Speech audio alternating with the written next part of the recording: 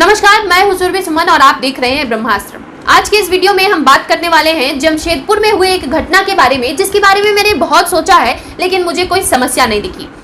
मैं आपको बताती हूं कि हुआ ये कि जमशेदपुर में कुछ फल वालों ने अपने फल के स्टॉल के सामने एक पोस्टर लगाया जिस पर ये लिखा था कि ये जो स्टॉल है ये विश्व हिंदू परिषद के द्वारा अनुमोदित है और उस पोस्टर पर कुछ हिंदू देवी देवताओं की तस्वीर लगी थी। इस पर एक शांतिपूर्ण कौम का व्यक्ति एहसान राजी इतना ऑफेंड हो गया, उसकी आस्था को इतनी चोट पहुंची कि उसने तुरंत ही ट्विटर पर ट्वीट करके इन फल वालों की तस्वीर पोस्ट की और इनको रिपोर्ट किया जमशेदपुर पुलिस को टैग करते हुए।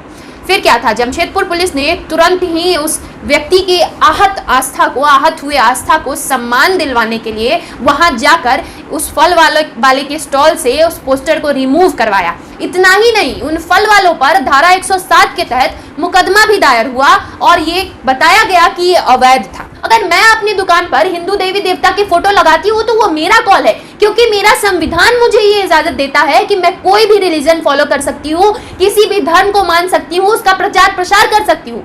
मैं कुछ अगर नहीं कर सकती तो मैं आपको गाली नहीं दे सकती, मैं आपके धर्म को गाली नहीं दे सकती, जो कि वो फल वाला बिल्कुल भी नहीं कर रहा था।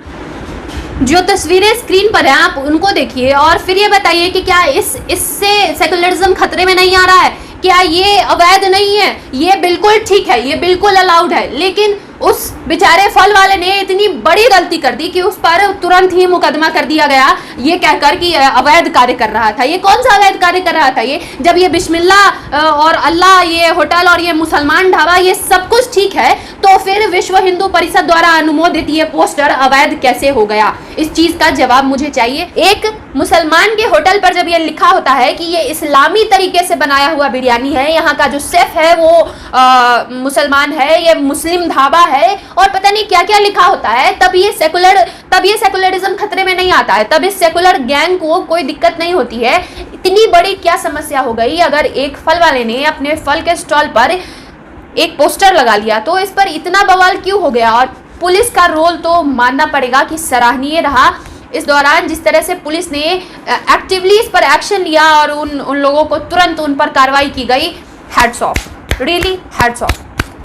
मतलब इतनी जल्द कार्रवाई पुलिस ने कभी भी नहीं किया होगा जितनी इस मामले में पुलिस ने एक ट्वीट को लेकर एक व्यक्ति के रिपोर्ट को लेकर। अब मैं आपको बताती हूँ कि जब हिंदू आस्था को सरेआम बेइज्जत किया जाता है, जब हिंदू आस्था को बीच चौराहे पर नंगा करेंगे ये लोग, और आप अगर उस टाइम ये कहेंगे कि हमारी आस्था को चोट पहुंची है, तो सबसे पहली बात जो आपको कही जाएगी वो ये कही जाएगी कि आप प्रूव करिए इस चीज को, आप इस चीज को प्रूव करके बताइए, इस बात का प्रमाण दीजिए कि आप आहत हुए हैं, आपकी आस्था आहत हुई है।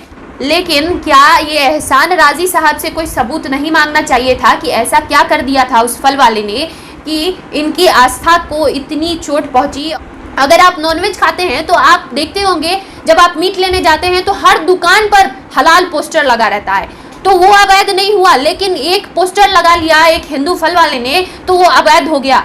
और मैं आपको बताती हूँ कि जितनी भी प्रोडक्ट आपके घर में हैं उन सब के पीछे हलाल प्रोडक्ट का सर्टिफिकेट होता है।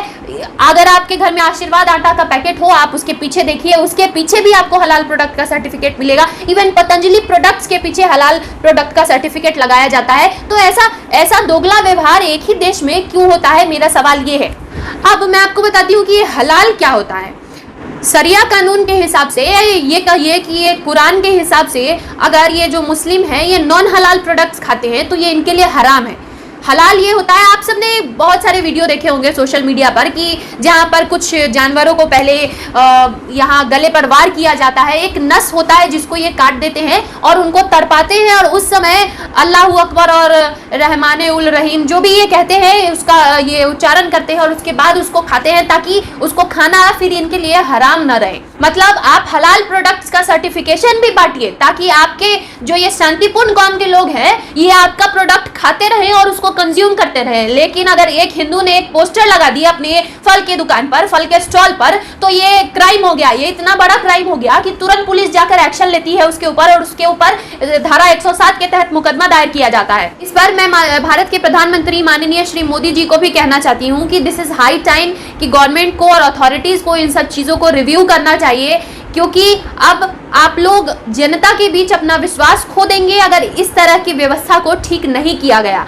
ये कहीं से भी वाजिब नहीं है, ये कहीं से भी जायज नहीं है कि एक ही देश में एक मान्यता को रखने वाले लोगों को इतनी लिबर्टी कि वो जब जहां जो मर्जी बोले, जब जहां जो मर्जी वो करे, और एक ही देश में दूसरी मान्यता को मानने वाले लोगों के साथ इस तरह का दुर्व्यवहार कि अगर वो अपने इष्ट की तस्वीर भी लगा ले तो वो अपराधी कहलाएगा। ये बिल्कुल भी सहनीय नहीं है। ये भारत सरकार को ये रिव्यू करने की जरूरत है कि ये किस तरह का समाज भारत में बनता जा रहा है, और इस पर अगर आज एक्शन नहीं लिया गया तो स्थिति दिन पर दिन बिगड़ेगी।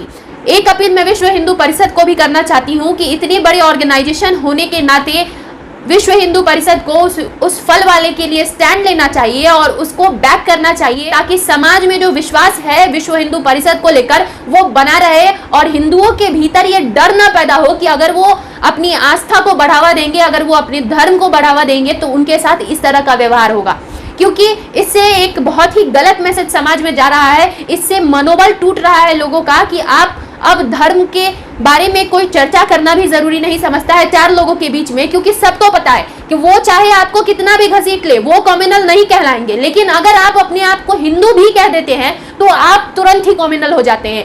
अगर हिंदू बोलेगा तो असहिष्णु हो जाएगा देश। अगर हिंदू चुपचाप सहता रहे तो फिर भाई बहुत अच्छा, बहुत बढ़िया, आप बहुत अच्छा कर रहे हैं, आप तो सेकुलर बनेंगे, सेकुलर कहेंगे, आपको कूल का टाइटल मिलेगा। अरे नहीं बनना है भाई, कूल नहीं कहलाना है सेकुलर।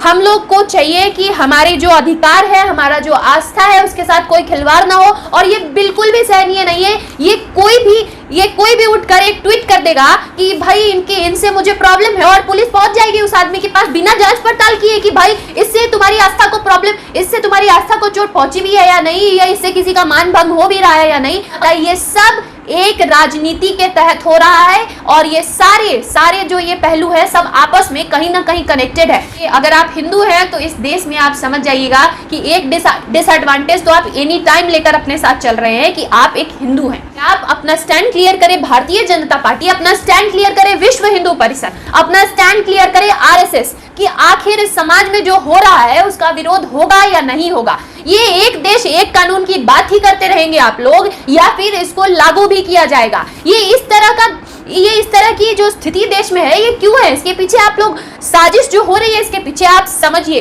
कि आखिर एक कम्युनिटी को इतनी, मतलब ये जो भी आता है ये मुस्लिम तुष्टीकरण की राजनीति में लग जाता है, और हिंदुओं की आस्था का कोई मोल नहीं है। इस राजनीति को समझ के ही आप अपने समाज की रक्षा कर पाएंगे। जुड़े रहे ब्रह्मास्त्र के साथ।